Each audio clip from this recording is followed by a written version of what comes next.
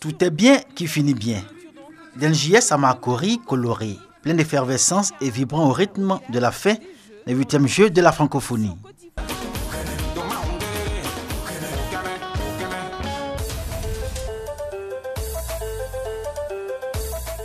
Apothéose d'un événement qui aura réuni 10 jours durant toutes les jeunesses des pays du monde ayant partage la langue française et membres de l'Organisation internationale de la francophonie.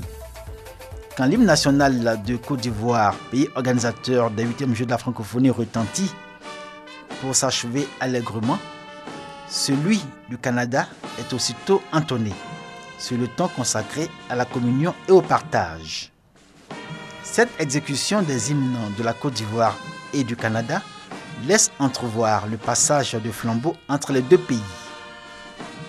Le Canada, en effet, va abriter les prochains Jeux de la francophonie, les 9e du genre, dans la ville du Nouveau-Brunswick en 2021. Les lampions des 8e Jeux de la francophonie se sont éteints dans une ambiance de fête. Francine Landry, ministre de la francophonie du Nouveau-Brunswick, a été faite reine des prochains Jeux de la francophonie par le ministre en charge des Jeux en Côte d'Ivoire, Robert Begré-Mambé.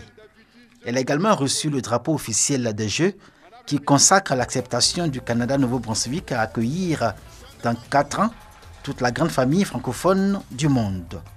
Cette famille, dans toute sa diversité, dit ce soir bye bye Abidjan, avec le regard désormais tourné vers le Canada pour des Jeux encore plus fraternels et le souvenir d'Abidjan qui marquera à jamais l'histoire des Jeux de la francophonie.